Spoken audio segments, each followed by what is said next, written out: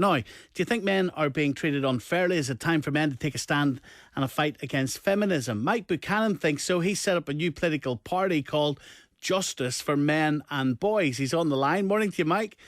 Yes, good morning, Steve. Good morning. And the commentator and journalist Niamh Horan with us as well. Morning to you, Niamh.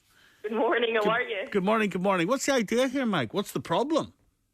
Well, men collectively pay 72% of the income tax taken in the UK, and women only 28%.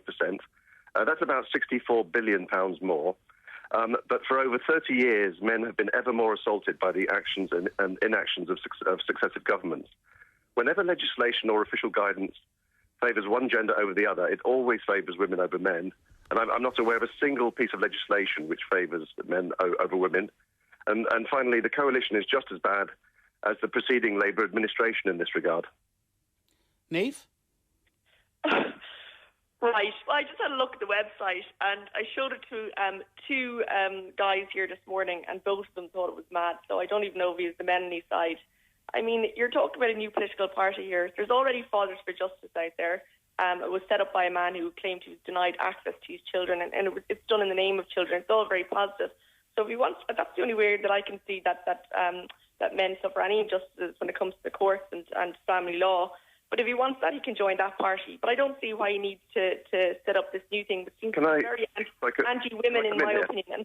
And by the way, I wonder why he calls it Justice for Men and Boys, and don't forget, and the women who love them. I don't understand why to finish with that line and with the name of his party. It all sounds a bit insecure and a bit needy, like they see women are gaining ground and they feel they need to fight back.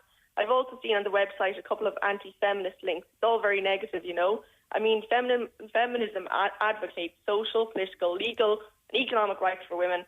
What the hell is the problem with that? Feminism for more than 30 years has been a hate-driven female supremacist movement. Hate-driven? Are you kidding me?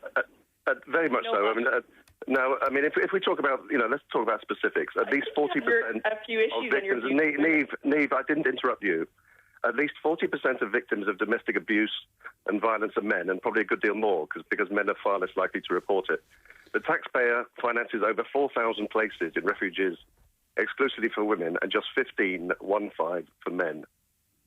So women get 99.6% of state funding for domestic violence. So 40% domestic, so you're leaving out the 60% of domestic violence that is towards women, and you forget all about the women that don't report as well because they're too scared. I mean, look, every statistic out there is on my side.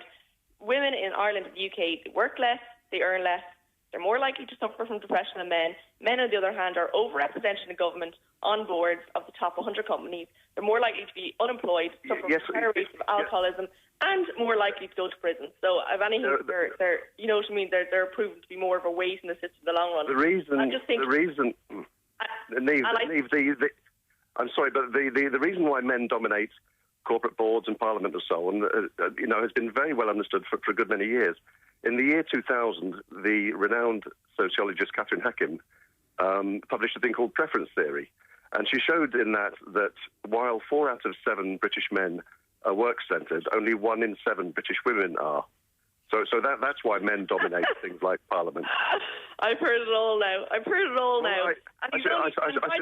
By the way, I honestly, I do actually think you have issues when it comes to your views of women. Even on your main page, your website, you take a full space to hit out at one particular female blogger who didn't agree with your point of view.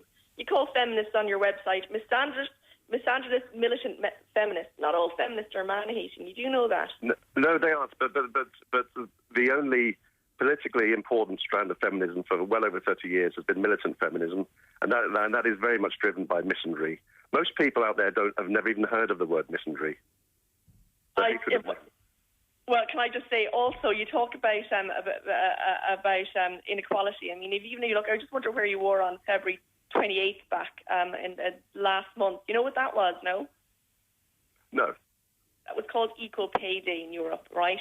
And according to all the figures in the European Commission, basically, do you know how many extra days a woman has to work in a year to earn the same amount as men? 59 days to be equal to the pay for men. Women go into lines of work which suit them, and where supply and demand means that employers don't need to pay so much. I mean, if women want to start working on oil rigs, Sorry, say this again to me. and going down mines, then it might be different. But women overwhelmingly choose female typical lines of work which suit them, which are pleasant, which pleasant. Are you go on, keep going. Seriously, you don't sound patronising enough yet.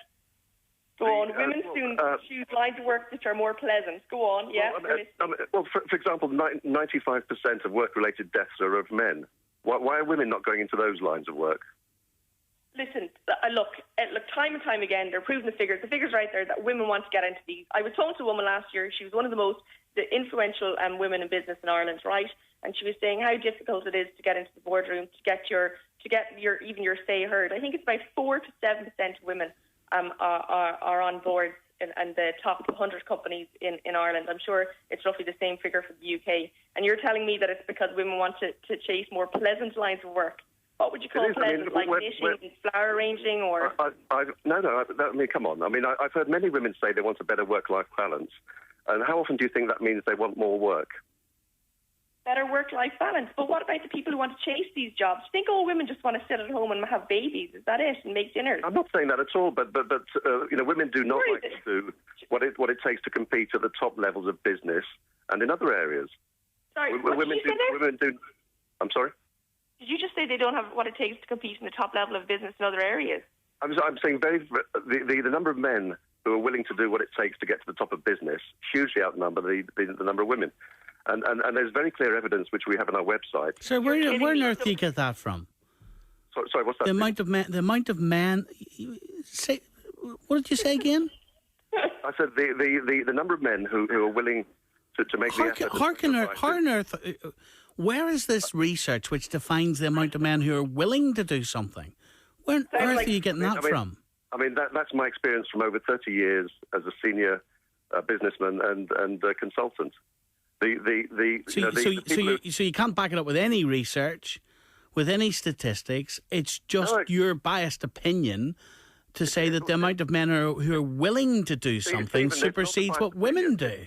It's apart from anything else, there's very clear evidence that when you drive up the proportion of women on major corporate boards, financial performance declines. Cite that evidence. Cite that evidence. Source that evidence. Where are you sourcing that evidence from? It's on our website. 5 longitudinal studies. Cite it. Dietmar and Aidan. Oh God! Stephen, these are longitudinal studies, and there's not one longitudinal study that says that corporate performance improves when you put more women on boards. Not one. Okay. Wow. Mike, thank you very much indeed. Niamh, thank you. Here's the number: 0845